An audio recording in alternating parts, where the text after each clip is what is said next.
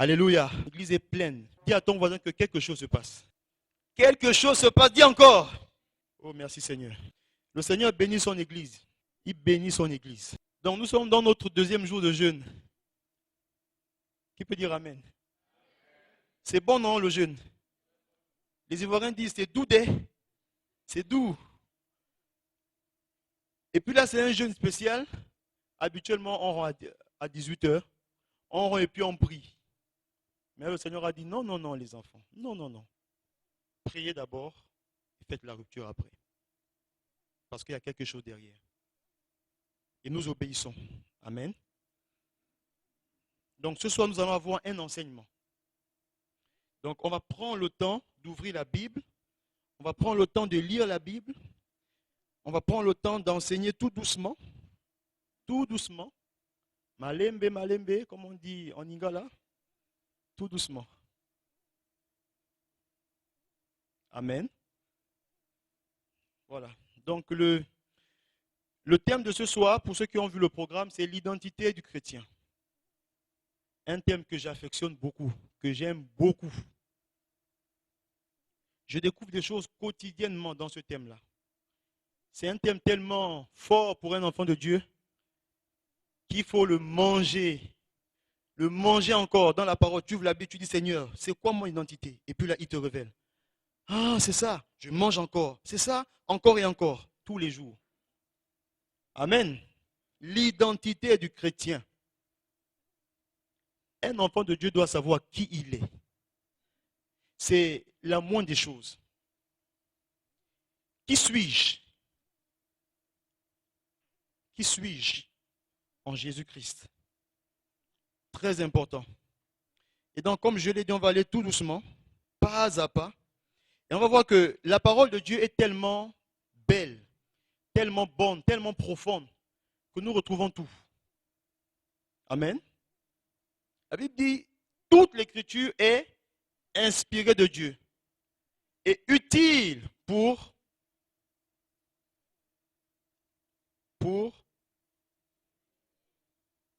aïe, aïe, aïe. Vous savez, les versets qui sont dans la Bible et qui disent 3,16 là, il y a de bonnes choses dedans. 2 Timothée 3,16, je crois que c'est ça. Est-ce qu'on peut afficher? On va lire tous ensemble. Jean 3, tous les 3,16 là. 1 Jean 3,16. Là où il y a 3,16, il faut seulement prendre. Il y a de bonnes choses. 2 Timothée 3,16. J'espère que c'est ça. Hein? Si ce n'est pas ça, je me répands. Merci Seigneur. Toute l'écriture est inspirée de Dieu et utile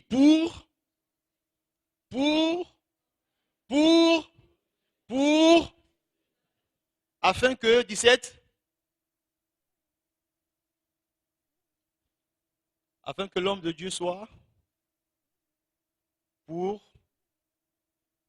afin que l'homme de Dieu soit accompli et propre à toute, pour être accompli et propre pour toute bonne œuvre, il faut écriture, il faut la parole. Parce que la Bible dit qu'elle est utile pour enseigner. Mais pas n'importe laquelle. L'écriture inspirée est utile pour enseigner. Amen.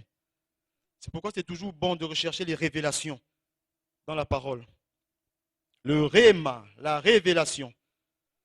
Donc nous allons voir 2 points pendant tout l'enseignement. Le premier point, c'est l'identité de l'homme à la création. C'est le premier point.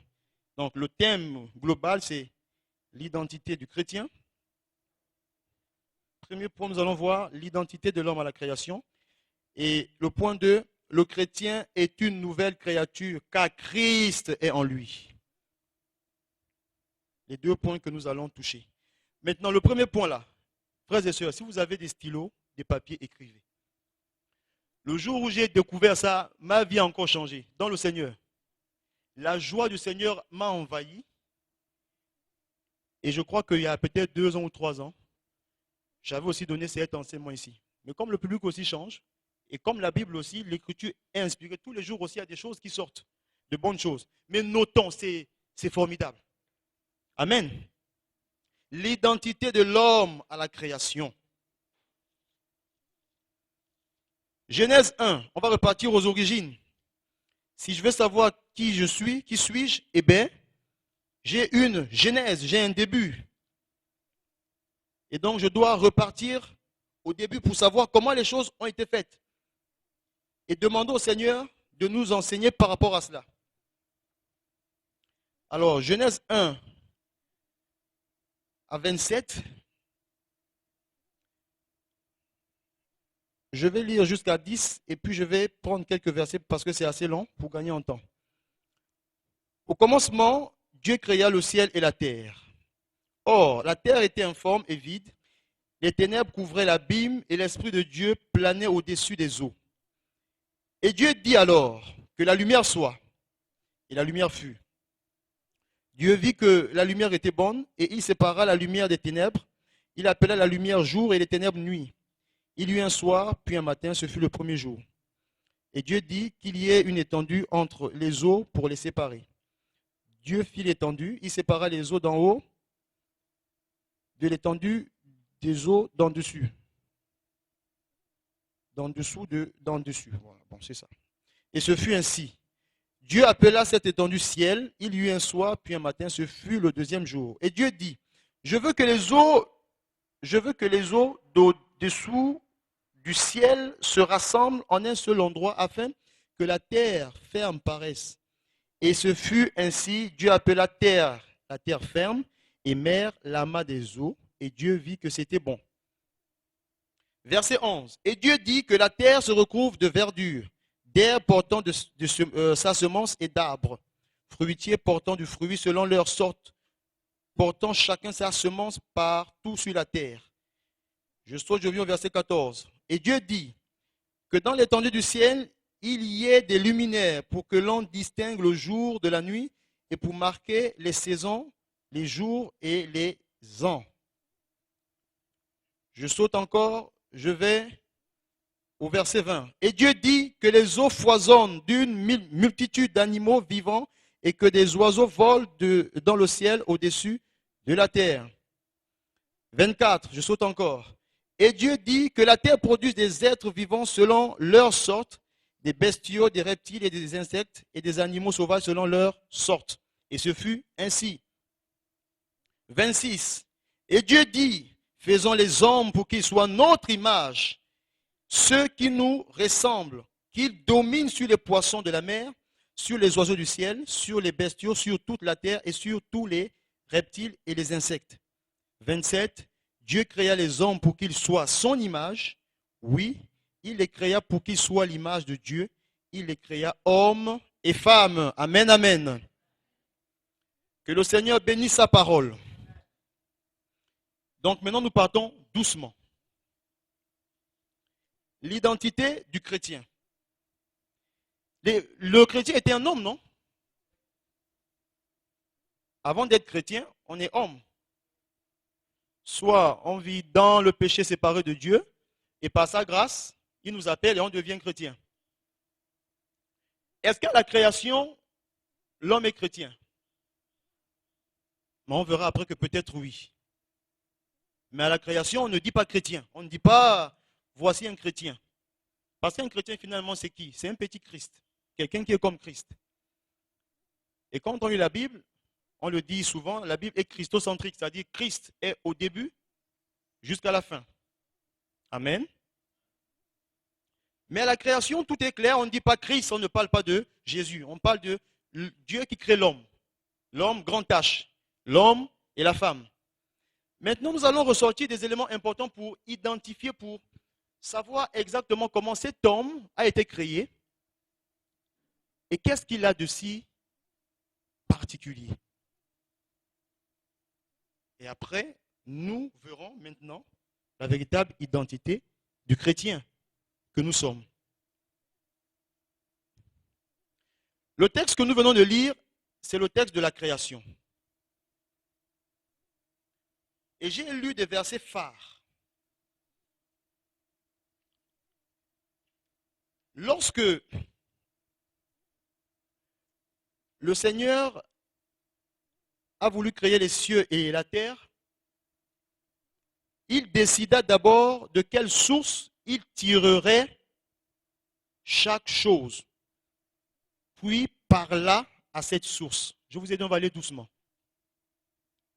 On a lu le livre, le chapitre 1 de Genèse jusqu'au verset 27. C'est bien ça. Le chapitre de la création. Lorsque le Seigneur a voulu créer chaque chose, on remarque qu'il a choisi la source de chaque chose. Et qu'est-ce qu'il a fait? Il a parlé à la source. Est-ce qu'on est d'accord? Parce que vous me regardez bizarrement comme dit, ce frère, vraiment, qu'est-ce qu'il nous raconte? Genèse 11.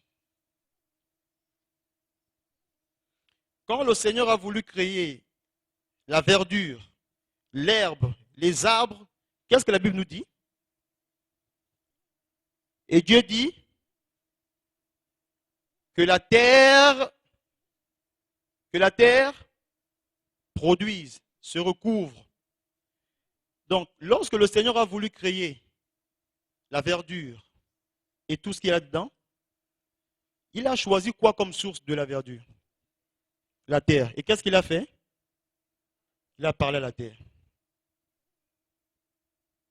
C'est un principe important. Tout est là dans la Bible, tout est là, clair et net. Quand le Seigneur a voulu créer la verdure, il a choisi la source, la terre, et il a parlé à la terre. De la terre sont sorties les espèces végétales et toutes ces choses. Verset 14. Et Dieu dit que dans l'étendue du ciel, qu'il y ait des luminaires. Lorsque le Seigneur a voulu créer les luminaires, les astres, les soleils, tout ce qui est en haut là-bas, il s'est adressé à qui? Non, dans la Bible, c'est dit quoi? L'étendue du ciel. Il faut qu'on dise ce qu'il y a dans la Bible. Il s'est adressé à l'étendue du ciel. Et de l'étendue du ciel sont sortis tout ce qui est en haut là-bas. Donc, le Seigneur, pour créer une chose, va simplement choisir une source. Il va parler à la source, et de la source, les choses vont sortir. Okay. Quand le Seigneur a voulu créer les animaux vivants qui sont dans les eaux, c'est-à-dire les poissons, il s'est adressé à qui? À la mer. De la mer sont sorties toutes les espèces animales qui sont dans la mer. Est-ce qu'on est d'accord? Ok. Quand le Seigneur a voulu créer les animaux, il s'est adressé à qui? Verset 24. Que la terre produise des êtres vivants selon leurs espèces, des bestiaux, des reptiles, des insectes, des animaux. Il s'est adressé à la terre. Donc le premier principe est que quand Dieu veut créer toute chose, quand il a créé toute chose, la Bible est là, il a choisi une source et de cette source, il a fait quoi? Il a parlé. Maintenant, on va encore un peu plus loin. Deuxième principe. Non seulement le Seigneur a choisi la source, mais chaque chose a les mêmes composés que sa source. Amen. Toute chose a les mêmes éléments et la même composition que sa source d'origine. Si vous prenez des animaux, on fait des analyses, microscopes et autres, on va se rendre compte que c'est de la terre. Si on prend les poissons, on trouve l'eau. Si on prend l'arbre et tout ça là, on trouve la terre. Chaque chose a les mêmes composés ou la même composition que sa source. C'est le deuxième principe. Troisième principe. Chaque chose ayant les mêmes composés ou la même composition de la source est nourrie constamment par la source. Regardez l'arbre qui est là derrière. Là dehors. L'arbre est planté où? Dans l'eau.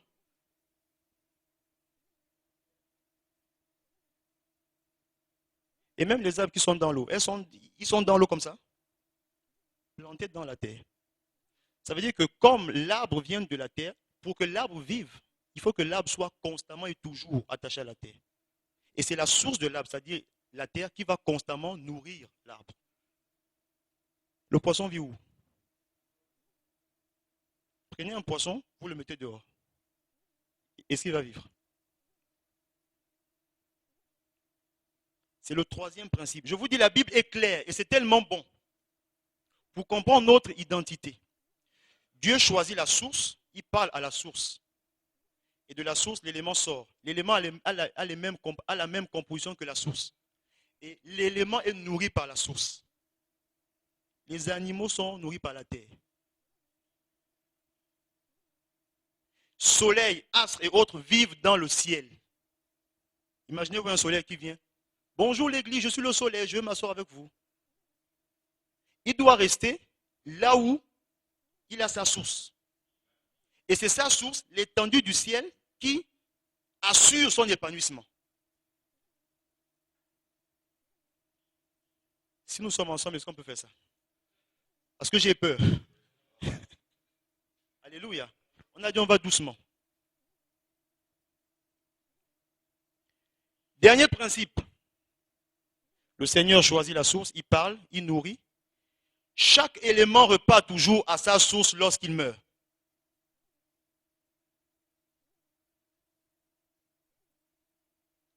Lorsqu'un animal meurt, il repart à la terre. Lorsqu'un arbre meurt, il repart à la terre. Lorsqu'un poisson meurt, il meurt là-bas. Lorsque le soleil ou bien l'astre ou bien une planète éclate, ça éclate là-bas. C'est des principes. Nous observons simplement ce que le Seigneur a déjà mis en place, ce qu'il a fait à la création. Est-ce que je mens, frère? Ce n'est pas des choses qu'on observe. Maintenant, Genèse 26. Lorsque le Seigneur a voulu créer l'homme, il s'est adressé à quelle source? Non, frère, mieux seulement on projette. Parce que peut-être que vous allez dire, c'est ce gars-là qui invente des histoires. Genèse 1, 26 à 27.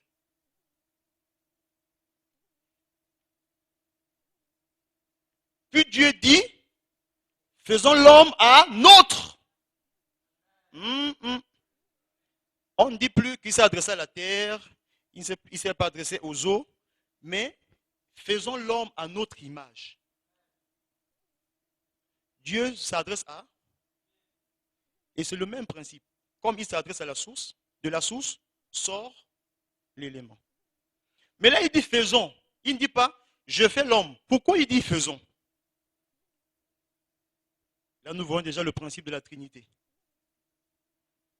Parce que le Dieu de la création, le Dieu là, en hébreu, quand on lit en hébreu la Genèse, le Dieu qui est mis là, c'est Elohim.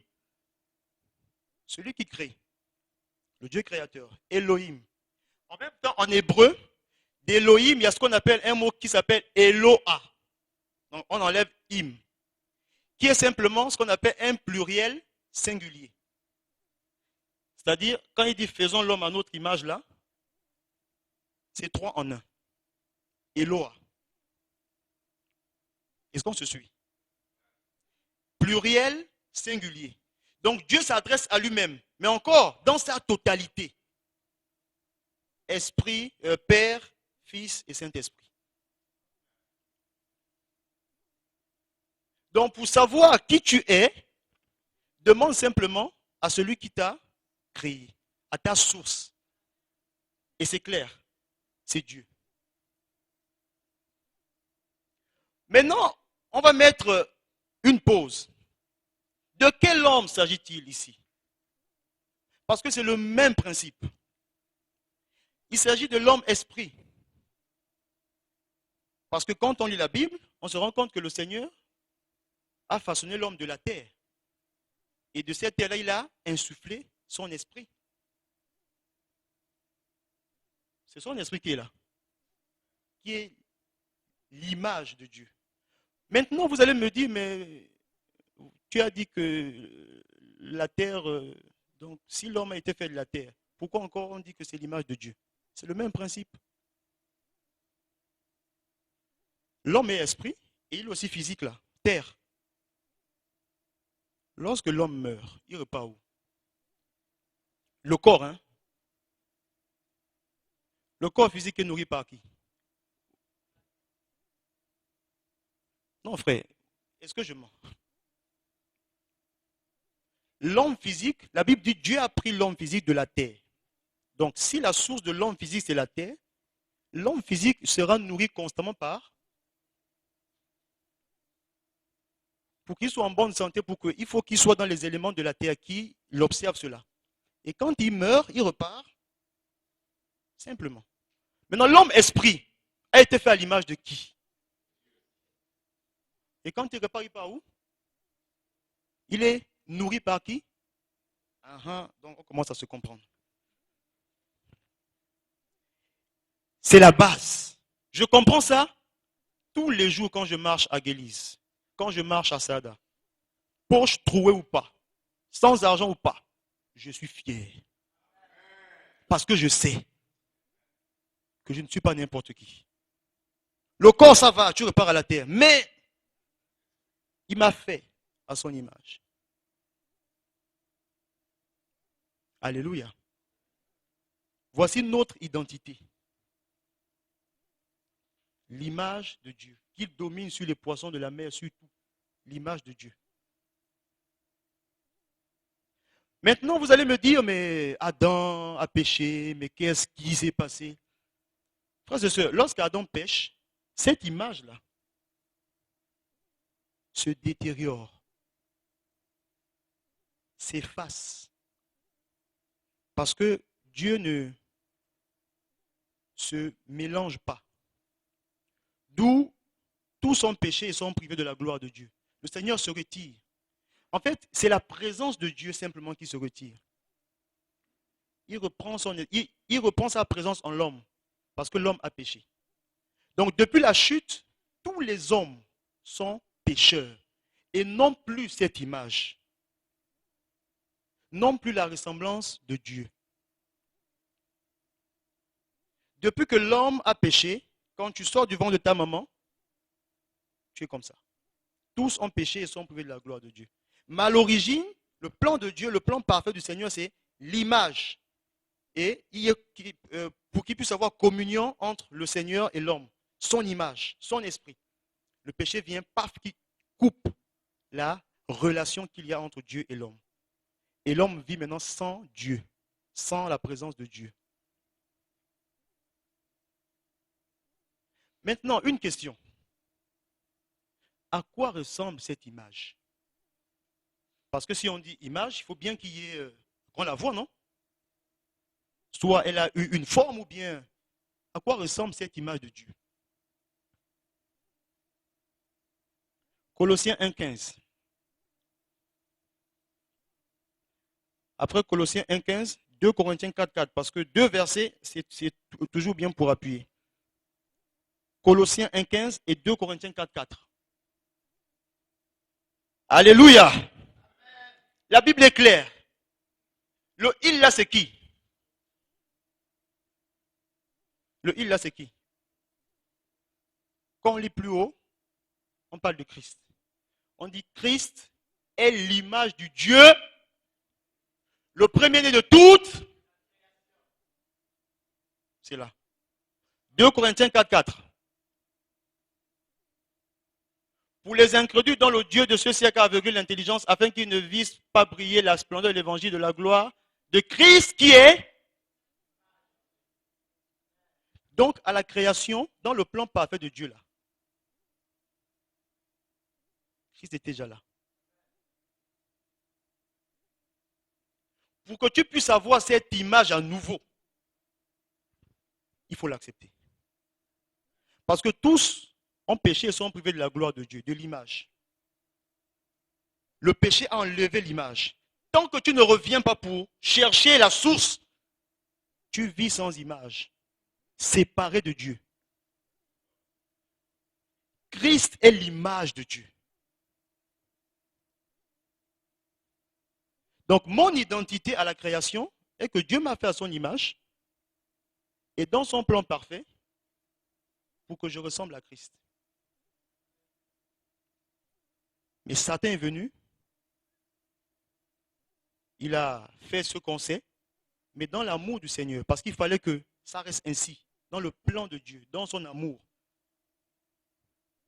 Il a envoyé Jésus.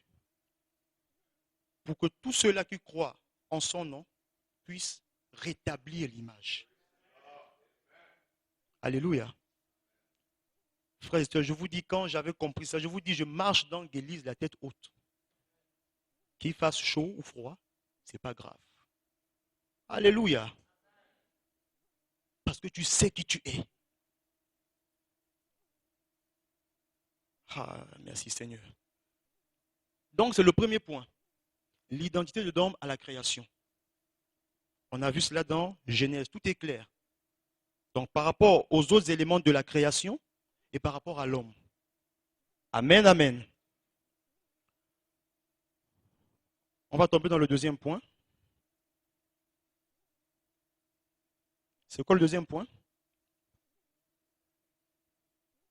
Le chrétien est une nouvelle créature, car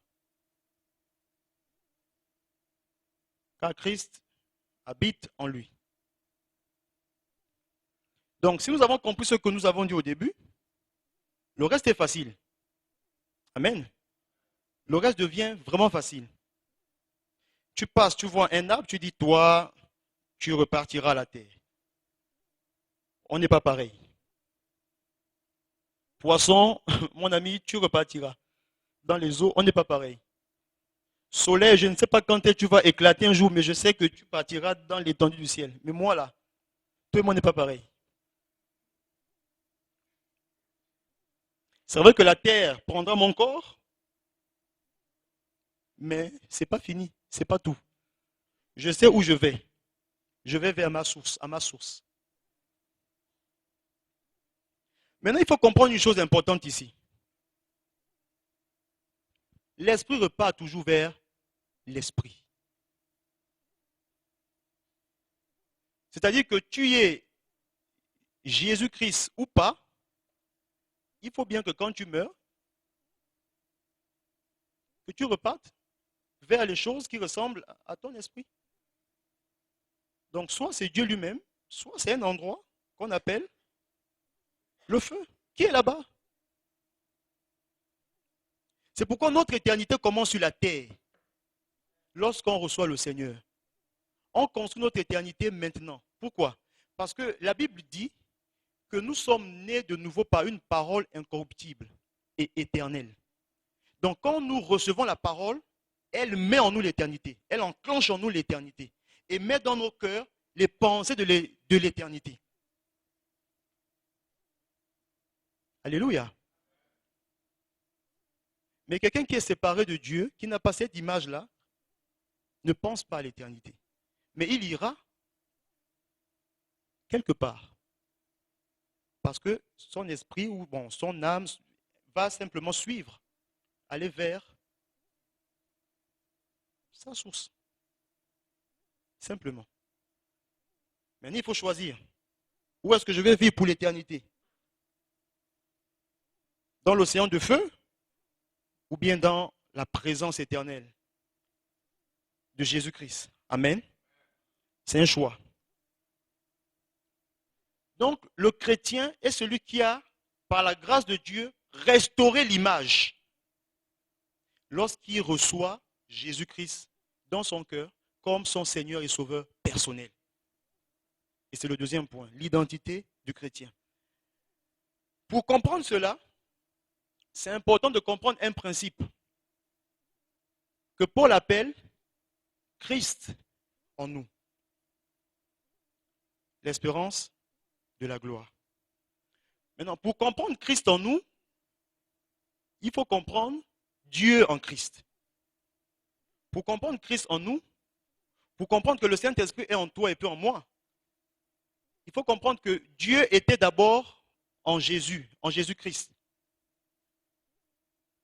Pour préparer Christ en toi et Christ en moi. Alléluia. Jean 1, nous allons voir cela. Jean 1 nous parle de la parole qui s'est faite. Dieu, voyant la déchéance de l'humanité, dans son amour, dans, j'ai envie de dire, sa droiture. Le psaume 115,16 dit, À Dieu les cieux et à l'homme la terre. Là, je paraphrase un peu. Mais ça dit en fait que Dieu vit dans les cieux. Et il a donné la terre à l'homme. Dieu ne peut pas descendre lui-même en tant que Dieu, avec son autorité de Dieu, sa forme, bon, je dis sa forme ou bien ça. Bref, en tant que Dieu pour dire je viens vous sauver, je suis Dieu. Non. Pourquoi? Sinon, il sera à l'encontre de sa parole. Il faut qu'il envoie un homme sur la terre. Parce qu'il a dit, la terre appartient à l'homme. C'est pourquoi il s'est fait chair. Et quand il se fait chair, il laisse tous les privilèges qu'il a en haut. C'est pourquoi Jean 1 et Philippiens 2 se complètent. Il était l'égal de Dieu. Il n'a pas vu son égalité avec Dieu comme une proie à l'âge, mais il s'est dépouillé pour que nous puissions avoir la vie. Donc, il se dépouille, il vient et il prend une forme humaine. Il prend même un nom d'homme.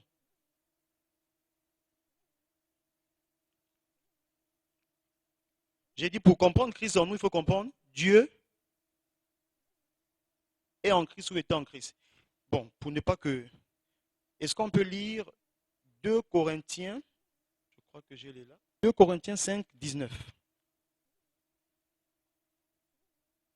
Car Dieu était en Christ, réconciliant le monde avec lui-même et n'imputant point aux hommes leurs offenses, et il a mis en nous la parole de la réconciliation. Donc Dieu était en Christ. Pour comprendre que Christ est en nous lorsque nous devenons enfants de Dieu, il faut comprendre que le Seigneur a commencé avec Jésus d'abord. Et il a travaillé d'abord avec lui. Vous allez voir, il envoie.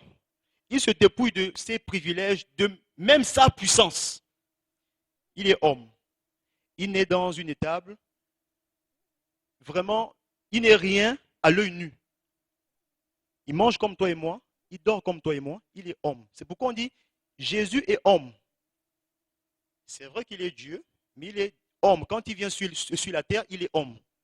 Dans toute son humanité. Il a son père et sa maman. Il joue avec les enfants du quartier. Il est là. Il grandit. Jusqu'à l'âge de 30 ans, je vous pose une question. Est-ce que Jésus a fait un miracle? Non, entre nous, quand on lit la Bible. Oui. Non.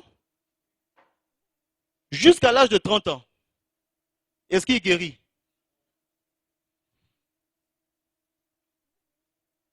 Il est homme. Vu que souvent il y a des gens qui disent non, Jésus, oui, il était Dieu, et puis en même temps, donc c'est ceux qui driblaient, ils faisaient ça. Non. Jusqu'à l'âge de 30 ans, quand on lit la Bible, est-ce qu'on dit l'enfant Jésus imposait les mains malades et puis guéri? Non. Il s'est dépouillé, il a pris la forme d'un homme et il vient.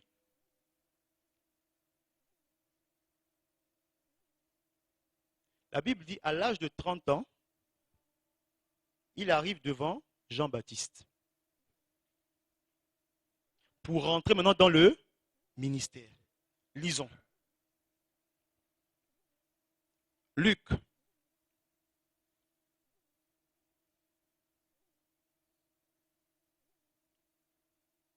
Luc 3, 21 à 22. Luc 3, 23. Bon, on va dire la suite. Luc 3 à partir du verset 21. Tout le peuple se faisait baptiser. Jésus fut aussi baptisé et pendant qu'il priait, le ciel s'ouvrit et le Saint-Esprit descendit sur lui sous une forme corporelle, comme une colombe. Et une voix fit entendre du ciel ces paroles. Tu es mon bien-aimé, en toi j'ai mis toute mon... La Bible dit quoi? Que le Saint-Esprit est descendu sur lui. Est-ce que la Bible dit qu'avant 30 ans, le Saint-Esprit était descendu sur lui? C'est sûr que je vais avoir des gens, les discuteurs là, qui vont dire, ah mais tu... Bon, est-ce qu'avant 30 ans, il y a un verset qui dit, Jésus était rempli du Saint-Esprit. Jésus, l'Esprit de Dieu est descendu sur lui. Non, entre nous. Non. Quand il vient sur la terre, il prend ta forme, il prend ma forme, pour vivre comme nous, pour être tenté comme toi et moi, pour ne pas qu'on dise qu'il est Dieu. Jusqu'à 30 ans, il ne pêche pas. Il est là, il vit comme toi et moi, il joue, il mange, il dort.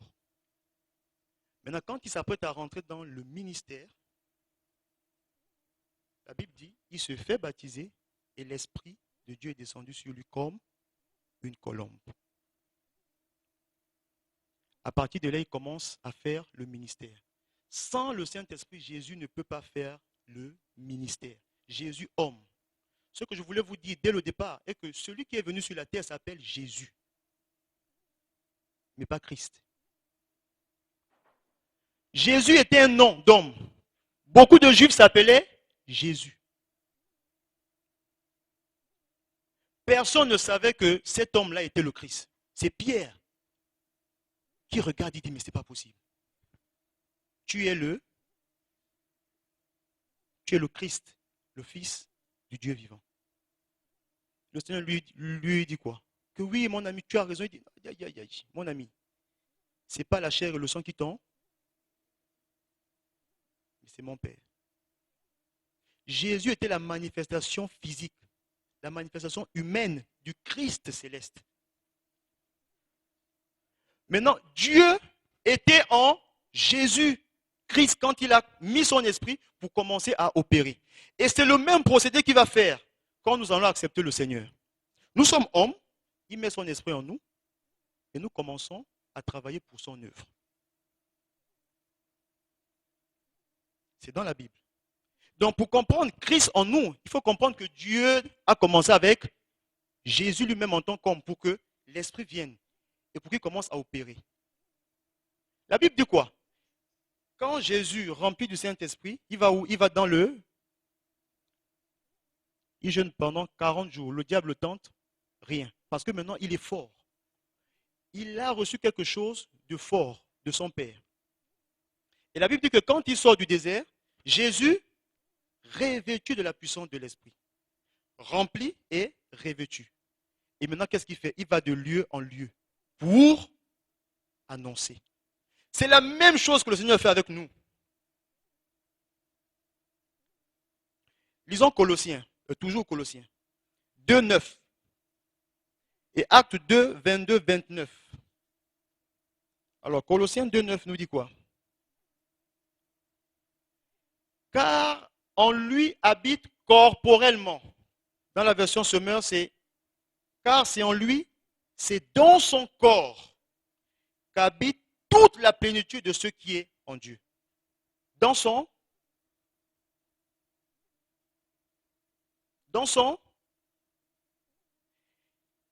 lisons Acte 2, 22, 23. C'est Pierre qui parle. Qui dit ce Jésus de Nazareth. Il ne dit pas ce Jésus du ciel. Cet homme-là que vous avez crucifié. Et il y a un passage que je suis en train de chercher, que je n'ai pas noté. Je pense que c'est 2 Corinthiens, qui dit que le Seigneur a mis cette puissance dans des vases d'argile que nous sommes. C'est-à-dire, il a mis sa puissance dans 2 Corinthiens, dans Colossiens 9, en Jésus, corporellement, et en nous, dans des vases d'argile. Donc, des corps, il a mis aussi ça, son esprit.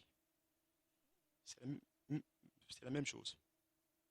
Donc, Jésus-Christ, ou Jésus le Christ, habite en nous. C'est Christ qui habite en nous. Maintenant, comme je l'ai dit, pour comprendre que Christ habite en nous, il faut d'abord comprendre que Dieu a commencé avec lui. Dans sa nature humaine, il a grandi et le Seigneur l'a rempli pour qu'il aille de lieu en lieu pour l'œuvre du Seigneur. Maintenant, quand Christ est en nous, lorsque le Seigneur accomplit cette œuvre, il va à la croix, il meurt. Pourquoi? Il meurt pour que le Christ céleste descende en toi et en moi. pour que maintenant Christ soit en nous. Pour que nous soyons aussi remplis du Saint-Esprit. Pour que nous soyons aussi revêtus pour aller de lieu en lieu. C'est pourquoi Paul dit, ce n'est plus moi qui vis, c'est Christ qui vit en moi. Si quelqu'un est en Christ, il est. Paul a reçu la révélation de Christ. Dans les lettres, dans les évangiles, on parle de Jésus homme. Dans les épîtres, on parle de Christ. Que Paul appelle le mystère caché de tous les temps. Alléluia. Mystère caché aux prophètes, aux anges, mais révélé à qui? À nous. C'est lequel? Christ en nous, l'espérance de la gloire. Donc, ça a été caché à tout le monde, mais réservé à ceux-là, aux élus, à toi et à moi. Pour comprendre qu'il est venu habiter en toi, il est venu habiter en moi.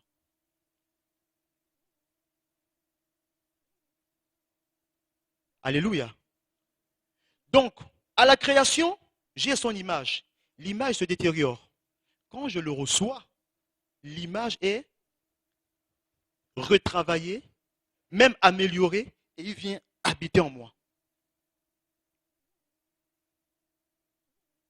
Ce n'est plus moi qui vis, c'est Christ qui vit en moi. Voici l'identité du chrétien.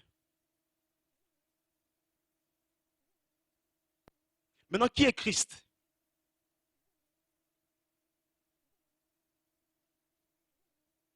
En grec, on l'appelle Christos. En hébreu, on l'appelle le Messie. Qui veut simplement dire celui qui est oint.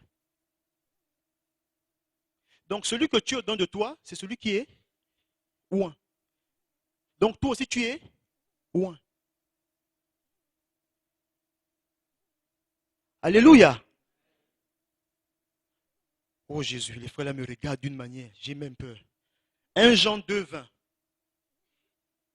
C'est 1 Jean 2, 20 ou 2 Jean? Bon, je ne sais plus s'il y a 2 Jean. 1 Jean 2, 20.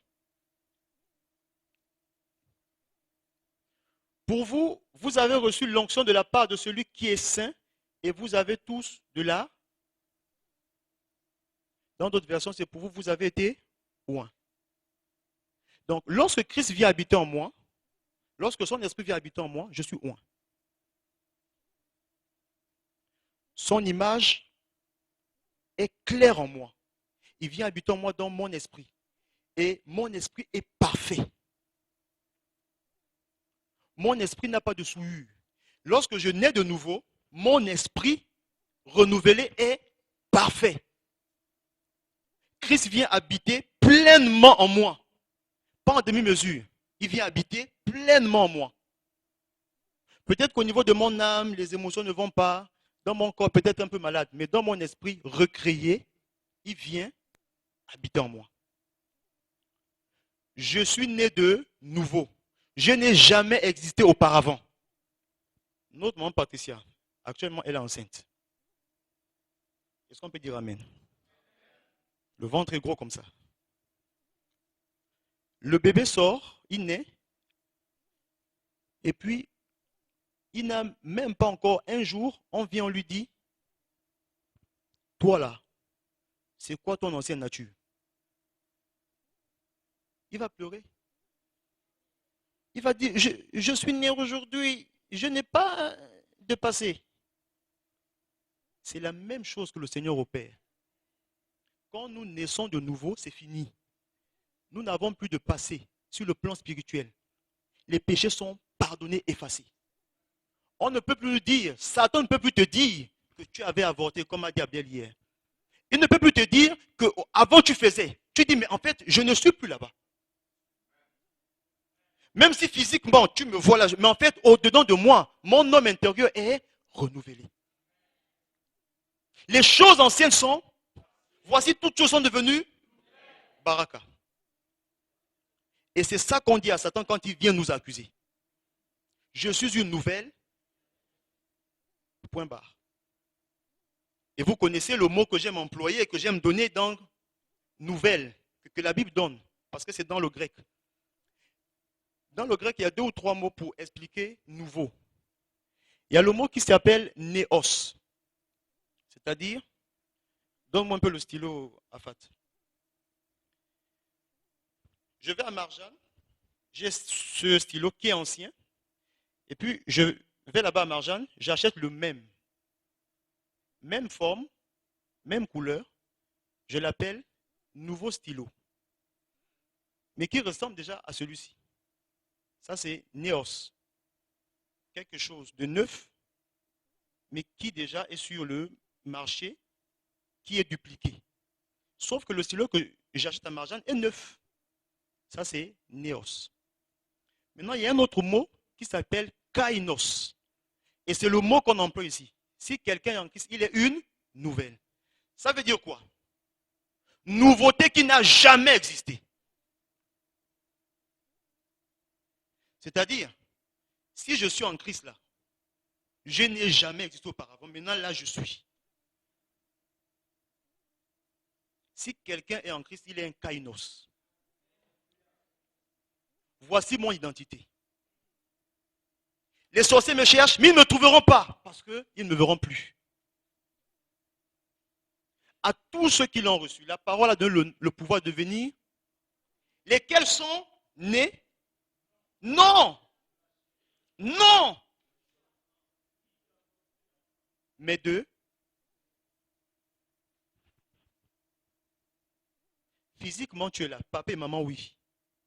Mais au-dedans de toi, tu es quelqu'un de recréé. L'image est rétablie. Tu marches en nouveauté de vie. De victoire en victoire. Voici mon identité. Et c'est avec ça que je sème le trouble dans le camp de l'ennemi. C'est avec ça que je vais arracher ma bénédiction. C'est avec ça que quand Satan commence à s'infiltrer à l'église, on dit, mais mon ami, qu'est-ce que tu fais là? Sors! Avec l'autorité que nous avons, que nous verrons demain. Lorsqu'au dedans de toi, tout est recréé, tu as l'autorité. Christ habite en toi. La Bible dit, dans toute sa plénitude, il est en toi. Question, qu'est-ce qui ne va pas? Pourquoi tu dis qu'il est en toi, mais on ne voit pas qu'il est en toi? La Bible est claire. Il est en moi, il est en toi. Qu'est-ce qui ne va pas? Est-ce que c'est lui? Non. Il a fait sa part. Ça veut dire que c'est toi, c'est moi. Donc il y a quelque chose qui cloche. Amen, amen. Est-ce que je fais ma part? 5 minutes encore, on va finir. Alors, donc quand je suis enfant de Dieu, Christ en moi, c'est important de comprendre que nous sommes régénérés comme on a dit. Notre esprit change. L'Esprit de Dieu vient habiter en nous. Nous devenons enfants de Dieu, donc c'est l'adoption. Premièrement, c'est la régénération. Deuxièmement, c'est l'adoption. Nous devenons enfants de Dieu, qu'on le veuille ou pas. Nous sommes enfants de Dieu. Et nous sommes justifiés. C'est-à-dire que Dieu dit, notre péché, Christ a pris cela. Par son amour, il dit, c'est fini. Je te rends juste. Tu prends seulement. Alléluia. C'est un fait. J'accepte le Seigneur Jésus comme Seigneur et Sauveur. Je suis justifié. Mes péchés sont lavés. Ça y est. Je l'accepte et je le reçois par la foi. La régénération, l'adoption, la justification, c'est des choses qui se font de manière instantanée quand j'accepte le Seigneur. Maintenant, la quatrième étape, c'est la sanctification. La sanctification se fait de manière progressive dans ma marche, durant ma marche chrétienne. J'avance tout doucement avec le Seigneur. Il commence à me transformer. On l'a vu le dimanche. Christ en nous. Son esprit en nous va nous enseigner toutes choses. Il va révéler les failles qu'il y a au-dedans de nous. Et nous allons progressivement grandir à la statue parfaite de Christ. Le fruit de l'esprit va commencer à prendre forme en nous, dans notre homme intérieur. Si je nais de nouveau, est-ce qu'à l'instant j'ai l'amour, la patience, la bonté? Non.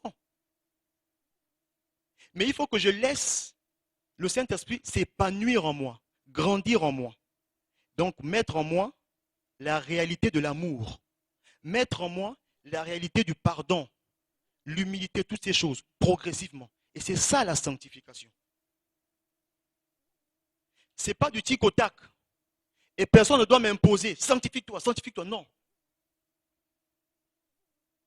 Par rapport aux résolutions que je fais avec le Seigneur, à mon sérieux, Dieu fait sa part, mais il attend que je fasse ma part. Il attend que je prenne des décisions et que je dise maintenant je vais laisser ça, pour la gloire de Dieu. Je refuse ces choses parce que je sais que Christ est en moi. Et parce qu'il est en moi, je respecte la présence de Christ en moi. Je le mets dans des endroits où il va s'épanouir, où il va se retrouver. Alléluia. C'est ça ma nature. C'est ça mon identité. Enfant de Dieu, justifié, recréé, sanctifié. Et je reflète la gloire de Dieu partout où je passe, parce qu'il est en moi. Alléluia.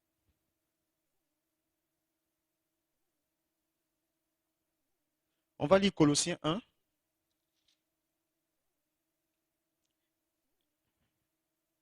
« 15 à 20. Ce Fils est l'image du Dieu que nul ne voit. Il est le premier-né de toute la création, car c'est en lui qu'ont été créées toutes choses, dans les cieux comme sur la terre, les visibles, les invisibles, les trônes et les seigneuries, les autorités et les puissances. Oui, par lui et pour lui, tout a été créé. Il est lui-même bien avant toute chose, et tout subsiste en lui. Il est lui-même la tête de son corps, qui est l'Église. Ce Fils est le commencement, le premier-né de tous ceux qui sont morts, afin qu'en toute chose, il ait le premier rang. Car c'est en lui que Dieu a désiré que toute plénitude ait sa demeure. On s'arrête. C'est en lui que Dieu a désiré que toute plénitude ait sa demeure. En lui qui? En Christ. Donc si Christ est en toi, ça veut dire toute plénitude demeure en toi. Toute plénitude demeure en toi. Et la Bible dit que Christ a toute la connaissance de la science, de la sagesse, de tout. Donc s'il est en toi, j'ai toujours dit, si j'étais bête, à cause de Jésus-Christ, je deviens intelligent. On est un homme de Dieu au Gabon, le pasteur Piebi. Il n'a jamais étudié, il n'a jamais appris à lire. Jusqu'à ce que le Seigneur l'appelle, il ne savait pas lire.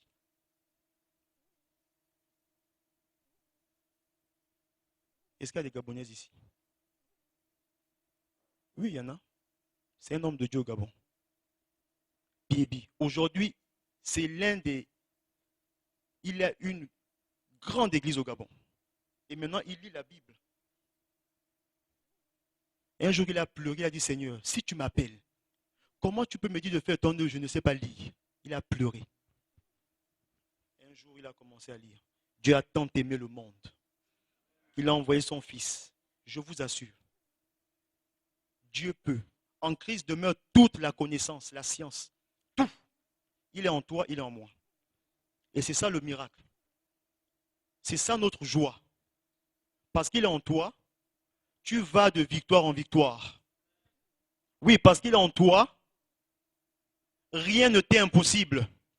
Parce que tu croiras que celui qui est en toi est plus fort. Alléluia. Oh, est-ce qu'on peut se lever? Est-ce qu'on va... J'ai envie qu'on fasse des proclamations.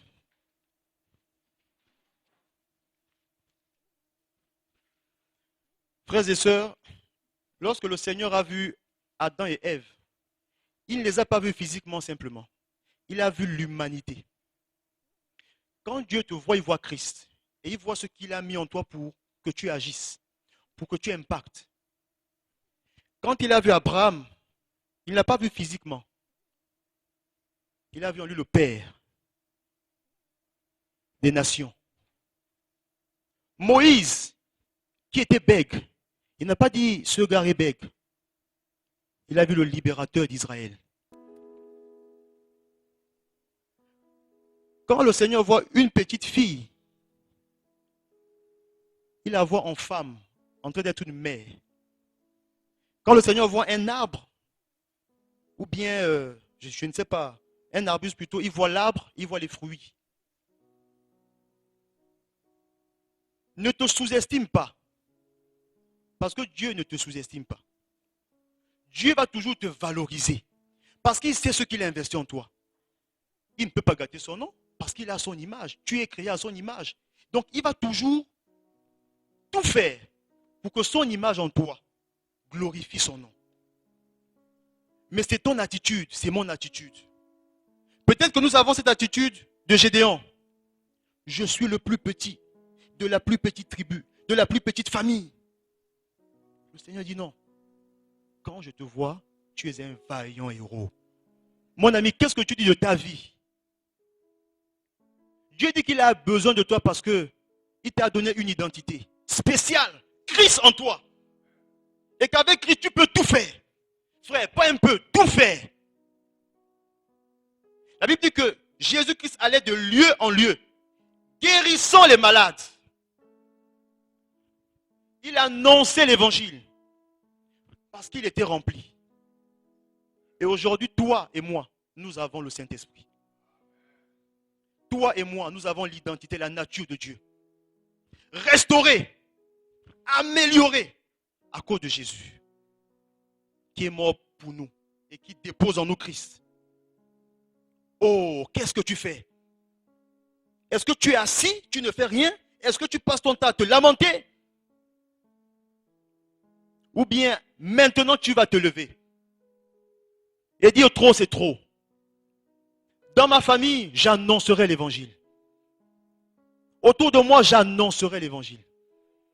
Les projets qui se sont arrêtés. Oh, maintenant je sais que Christ est en moi. Il peut me donner la tactique. Ça marchera. Parce que je ne suis pas n'importe qui. Commence à bénir le nom de l'Éternel. Et commence à réaliser ce que tu es. Celui que tu es réellement. Tu es amélioré. Version améliorée. Parce que Christ est en toi. Tu n'es pas n'importe qui. Les prophètes ont voulu te voir. Les prophètes ont voulu voir comment ça allait se passer. Les anges cherchaient comment ça allait se passer. Quel était ce secret gardé? Dieu a décidé de le révéler à toi et à moi. Christ en toi. Voici ce que je suis. Bénis le Seigneur. Commence à t'approprier la mentalité de l'homme nouveau. Mentalité de Christ. Les sentiments qui étaient en Christ. Commence à dire, oui, parce que Christ en moi, oh, j'étais orgueilleux. Donc, parce qu'il était humble, oh, je vais m'abaisser. Je vais simplement pratiquer et vivre l'humilité. Afin que lui seul, il m'élève. Parce que Christ en moi, je vais vivre et manifester l'amour. Oui, parce qu'il est en moi, j'irai de victoire en victoire. Commence à prendre ces décisions. Parce que tu sais maintenant qui tu es. Dis que parce qu'il est en toi, tu vas arrêter d'aller en boîte de nuit. À partir tu dis, je ne veux plus prendre Christ et l'amener là-bas. Non. Il vaut mieux que ça. Il vaut mieux que ça. Parce que j'ai Christ en moi, je ne laisserai plus ce garçon me toucher. Mais non, je vaux mieux que ça. Je vais valoriser la personne de Christ. L'esprit en moi. Commence à parler. Prends des décisions. Réalise qui tu es. Afin de marcher dans la victoire. Afin d'honorer le Saint-Esprit. Oh, bénis son nom, bénis son nom, bénis son nom. Parce que maintenant tu sais. Prends des décisions. Prends des décisions. Sois violent. Je sais qui je suis, Seigneur, je sais maintenant.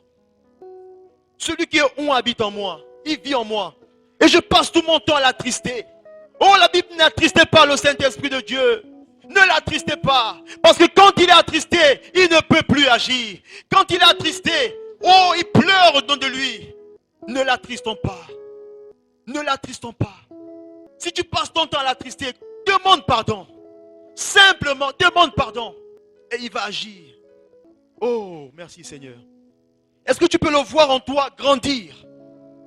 Est-ce que tu peux le voir dans 6 mois, 1 an, 2 ans, grandir en toi? Parce que tu auras pris la décision. Il grandit en toi. Il veut grandir en toi. Travailler ton homme intérieur. Dégager les dons pour son œuvre, pour son église, pour ce monde.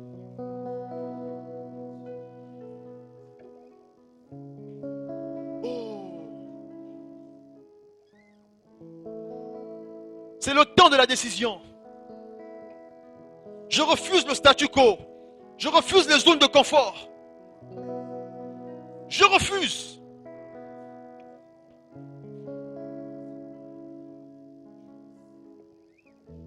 Prends des décisions, prends des décisions.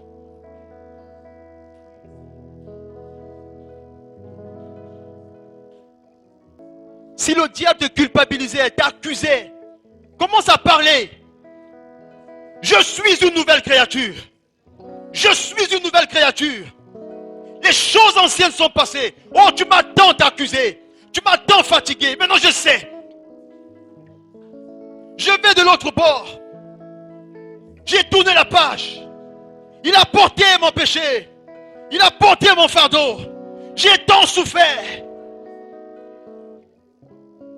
Je suis libre. Libre. Nous allons prier pour nos vies personnelles, pour la profondeur. Nous allons refuser d'être légers. Nous allons dire que nous ne voulons plus faire du statu quo. Nous ne voulons plus tourner la meule. La Bible dit que lorsque Samson